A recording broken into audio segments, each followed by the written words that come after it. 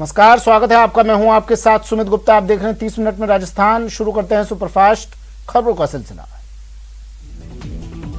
पंजाब को नया मुख्यमंत्री मिल गया है। आज चरणजीत सिंह चन्नी ने मुख्यमंत्री पद की शपथ ली। चरणजीत सिंह चन्नी पंजाब के 16वें मुख्यमंत्री हैं, लेकिन पहले दलित मुख्यमंत्री हैं। अगले साल होने वाले विधानसभा चुनाव से पहले कांग्रेस ने अपना सीएम चेहरा बदला है।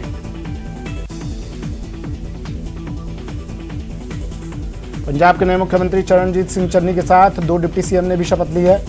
डिप्टी सीएम के तौर पर सुखजिंदर सिंह रंधावा और ओपी सोनी ने भी शपथ ली। पंजाब में पहली बार 2 डिप्टी सीएम बनाए गए हैं। चन्नी ने सीएम बनने के बाद ऐलान करते हुए कहा कि किसानों के लिए बिजली मुफ्त होनी चाहिए, इसलिए हमारी सरकार किसानों के बड़े बिजली बिल माफ करेगी। अगर किसी की बिजली कटी है तो हम उसके घर बिजली कनेक्शन बहाल करेंगे। तीनों कृषि कानूनों को वापस लिया जाना चाहिए। कांग्रेस नेता राहुल गांधी और पंजाब कांग्रेस अध्यक्ष नवजोत सिंह सिद्धू ने राजभवन में पंजाब के नए मुख्यमंत्री चरणजीत सिंह चन्नी को बधाई दी। पीएम नरेंद्र मोदी ने पंजाब के सीएम पद की शपथ लेने पर चरणजीत सिंह चन्नी को बधाई दी। उन्होंने ट्वीट में लिखा, चरणजीत सिंह चन्नी जी को पंजाब के मुख्यमंत्री के रूप में शपथ लेने पर बधाई। पंजाब के लोगों की बेहतरी के लिए पंजाब सरकार के साथ काम करना जारी रखेंगे। चरणजीत सिंह चन्नी को पंजाब का मुख्यमंत्री बनने पर बीएसपी प्रमुख मायावती ने कांग्रेस पर निशाना साधा है। मायावती ने कहा कि कांग्रेस ने ये कदम पंजाब में आगामी विधानसभा चुनाव को देखते हुए उठाया है। उन्होंने कहा कि पंजाब के दलितों को कांग्रेस से सावधान रहना चाहिए। पूर्व केंद्रीय मंत्री और सांसद बाबुल सुप्रियो आज टीएमसी प्रमुख ममता बनर्जी से मुलाकात करेंगे। वहीं बाबुल सुप्रियो ने कहा कि जिंदगी ने सार्वजनिक मामलों से रिटायर्ड हर्ट होने की आशंका के बजाय उनके लिए एक नया रास्ता खोल दिया है। यूपी में कांग्रेस ब्रजभूमि से चुनाव प्रचार का शुभारंभ करेगी। वचन यात्रा से कांग्रेस अपने चुनाव प्रचार का आगाज करेगी। 7 अक्टूबर को प्रियंका गांधी यात्रा को रवाना करेंगी। प्रियंका गांधी जनसभा को भी संबोधित करेंगी। कांग्रेस नेताओं ने इसकी तैयारियां शुरू कर दी हैं। आरएसएस प्रमुख मोहन भागवत भीलवाड़ा दौरे पर हैं। रविवार रात को भीलवाड़ा पहुंचे भागवत ने कमला एन्क्लेव में महेश कुरकुट के आवास पर रात्रि विश्राम किया, जिसके बाद सोमवार सुबह भागवत तेरापंथ नगर पहुंचे। यहां भागवत ने आचार्य महाश्रमण से मुलाकात कर उनका आशीर्वाद दिया। तेरापंथ नगर में संबोधित करते हुए भागवत ने कहा कि संघ के बारे में लोग जानते कम और बोलते ज्यादा है। संघ का परम उद्देश्य ही सेवा करना है। संघ में नाम कमाने की लालसा नहीं है। मोहन भागवत ने कहा कि व्यक्तित्व का निर्माण करना ही संघ का मुख्य लक्ष्य है। कोटा में लोकसभा अध्यक्ष ओम बिरला दूसरे दिन भी जन सुनवाई करते नजर आए। लोकसभा कैंप कार्यालय में जन सुनवाई के दौरान अधिकारी भी मौके पर मौजूद थे, ताकि फरियादियों की समस्याओं के समाधान के लिए तुरंत निर्देश दिए जा सके। बीजेपी महामंत्री और राजसमंद सांसद दिया कुमारी आज पार्टी के चिंतन शिविर में शिरकत करने से पहले राजसमंद जिला मुख्यालय पहुंची। न्यूज 18 से खास बातचीत में दिया कुमारी ने प्रदेश की बिगड़ती कानून व्यवस्था पर राज्य सरकार को जमकर घेरा। अलवर शहर के मोती डूंगरी स्थित कार्यालय पर श्रम राज्य मंत्री टीकाराम जूली ने जन सुनवाई की। इस जन सुनवाई में ट्रांसफर के लिए डिजायर करवाने को लेकर कर्मचारी और उनके परिजन फरियाद लेकर पहुंचे। प्रदेश भर में कक्षा 6ठी से 8वीं तक के स्कूल खुल गए हैं। कोरोना को देखते हुए बच्चों को घर से ही टिफिन लंच लाने के निर्देश दिए गए हैं। सैनिटाइजेशन मास्क का रखना होगा विशेष ध्यान। 157 दिनों के बाद आज से प्रदेश में कक्षा 6ठी से 8वीं तक के विद्यालय खुल गए हैं, जिससे प्रदेश भर के विद्यालयों के साथ ही दौसा के स्कूलों में भी रौनक लौट आई है। आज सभी छात्रों को कोरोना प्रोटोकॉल के मुताबिक विद्यालय में प्रवेश दिया गया है और अभिभावकों से भी लिखित अनुमति ली गई।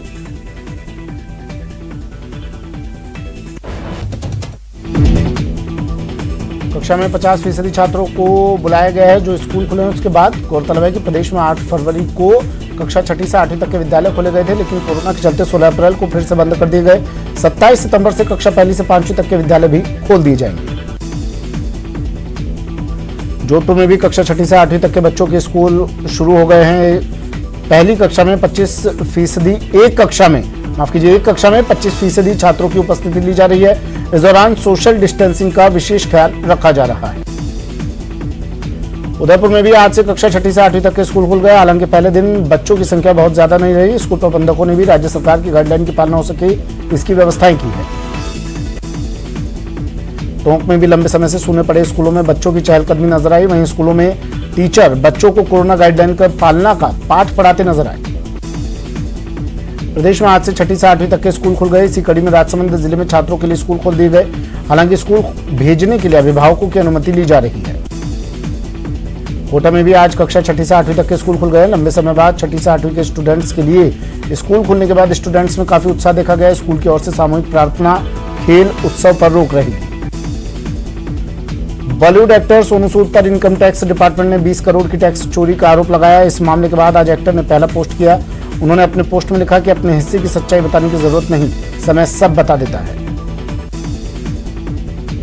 कोहली आज आईपीएल का अपना 200वां मैच खेलेंगे। कोहली इस मैच में अगर 71 रन बना लेते हैं तो टी20 के इतिहास में 10,000 रन बनाने वाले दुनिया के 5 बल्लेबाज बन जाएंगे।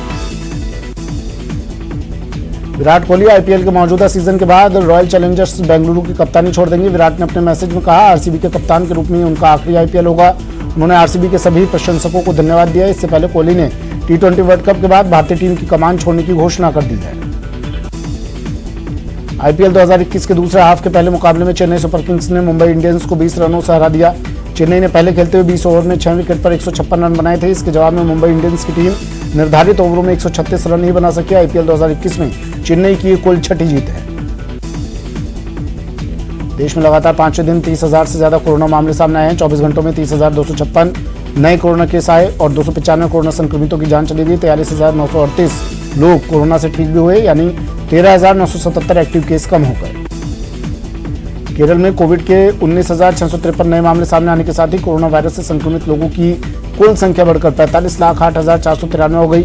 महामारी से 152 और मरीजों की मौत के बाद मृतकों की तादाद 23,591 हो गई। देश में बीते 24 घंटे के दौरान कोविड के 26,711 मरीज संक्रमण मुक्त भी हुए, जिससे राज्य में इस जानलेवा वायरस के संक्रमण को मात देने वालों की संख्या बढ़कर 43,10,674 हो गई है। कोरोना महामारी की शुरुआत से लेकर अब तक कुल 3,34,78,000 लोग संक्रमित हुए हैं। इनमें से 4,45,133 लोगों की मौत हो चुकी है। अब तक 3,27,15,000 लोग ठीक भी हुए। देश में कोरोना एक्टिव केस की संख्या 4 लाख से कम है। कुल 3,18,181 लोग अभी भी कोरोना वायरस से संक्रमित हैं, जिनका इलाज चल रहा है।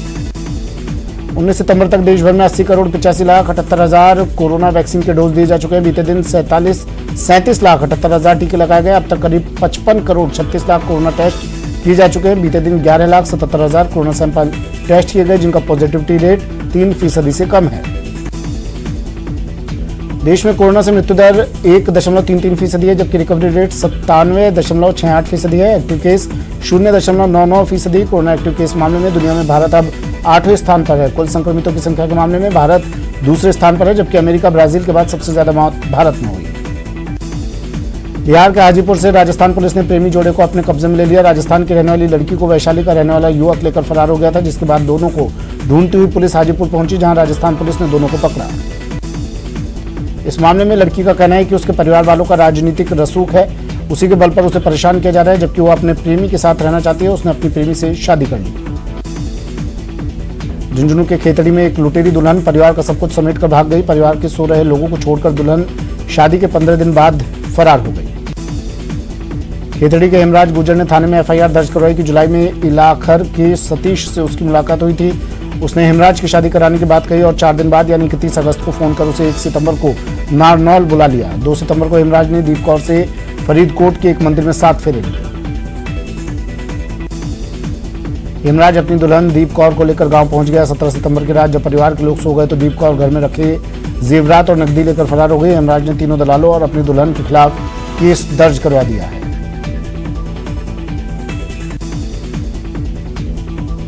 भरतपुर के बयाना में फायरिंग का सनसनीखेज मामला सामने आया। बताया जा रहा है कि युवक महिला का वीडियो बना रहा था और महिला के परिजनों के ऐतराज जताने पर उसने फायरिंग कर दी। पुलिस ने आरोपी बबलू फौजी को गिरफ्तार कर लिया है।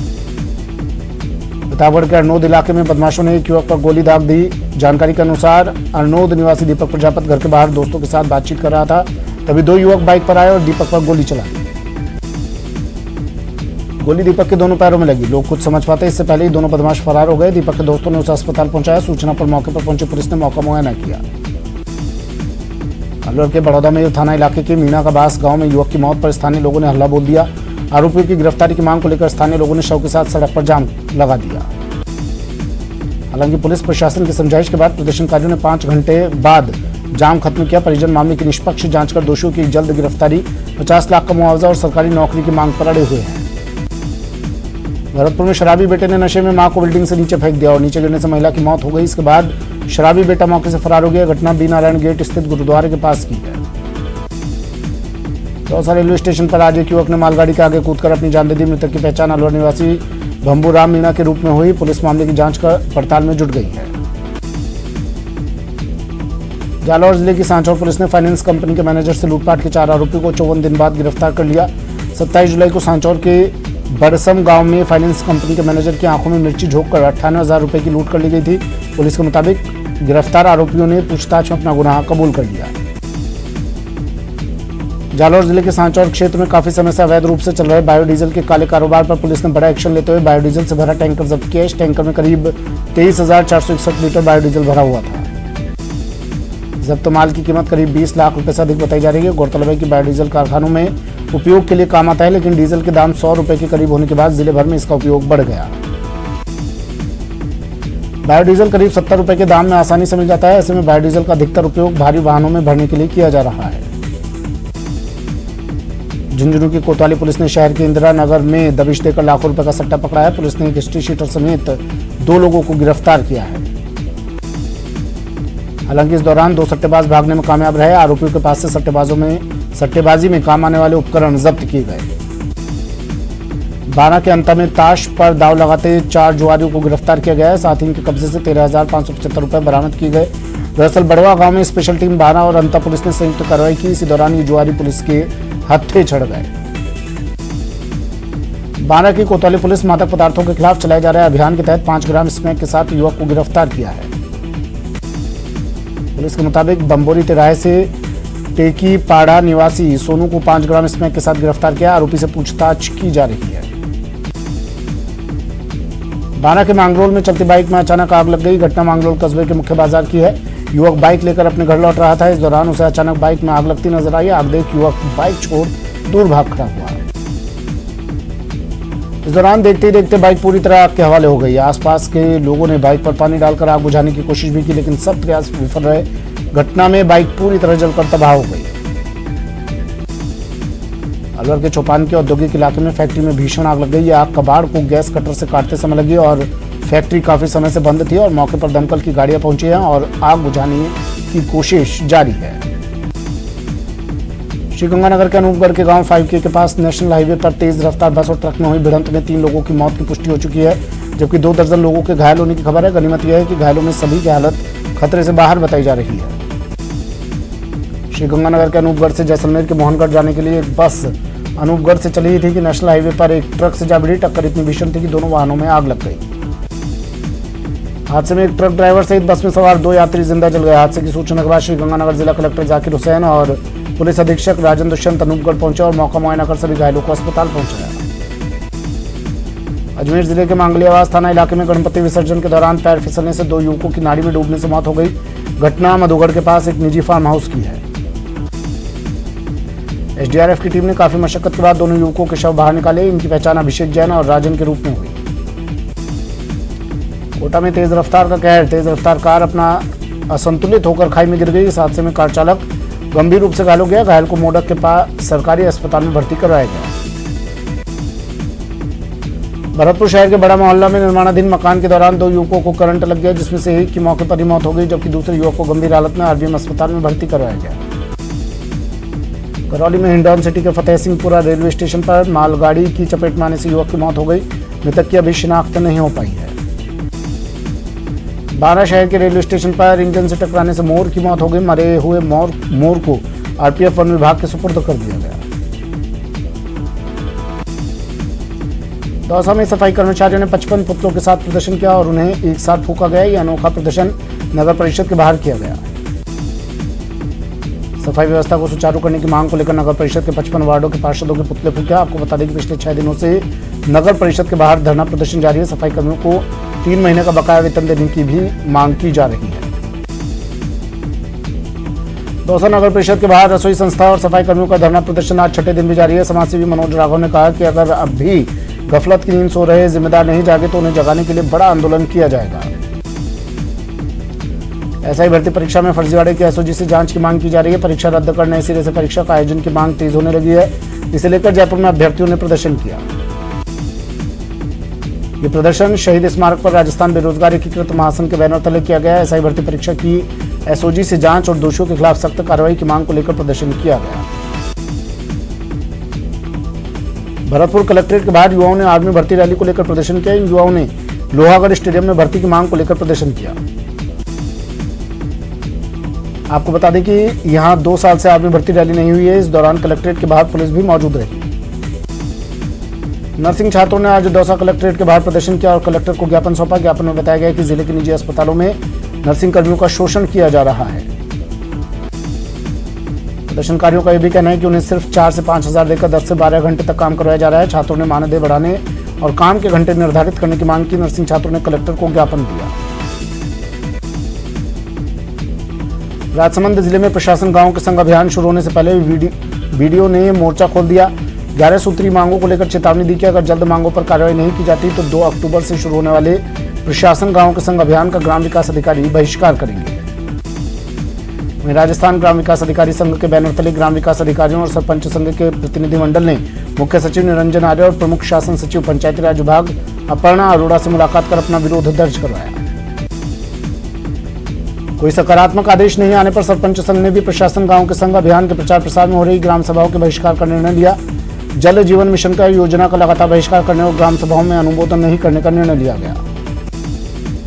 आज एबीवीपी के प्रतिनिधिमंडल ने कलेक्टर से मुलाकात कर 5 सूत्रीय मांग पत्र सौंपा। एबीवीपी ने मांग की कि रीट परीक्षा देने आने वाले अभ्यर्थियों को परेशानी न हो, इसके लिए उचित प्रबंध किए जाने चाहिए।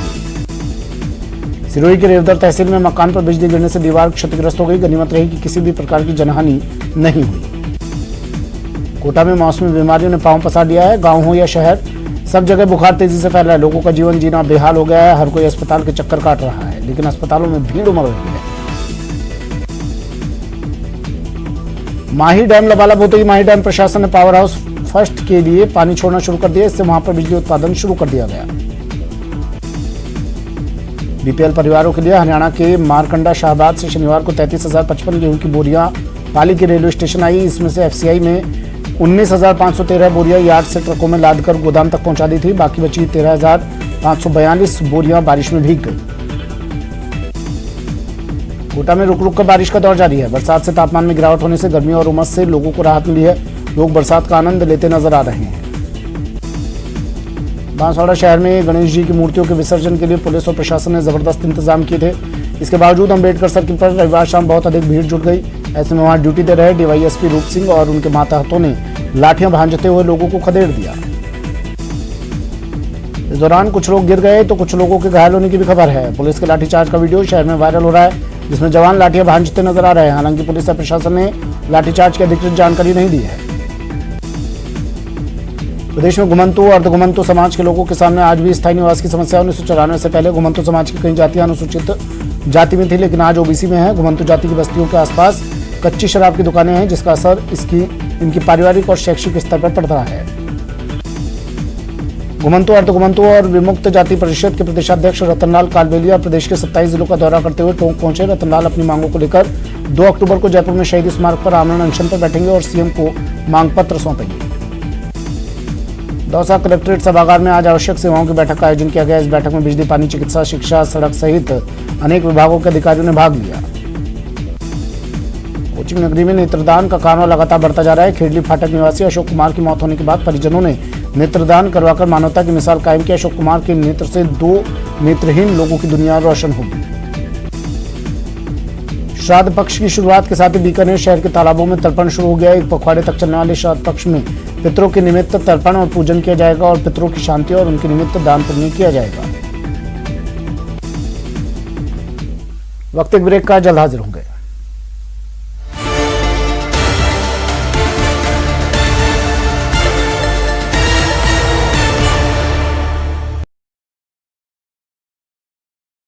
बचपन के दिनों की इन्हीं सुनहरी यादों से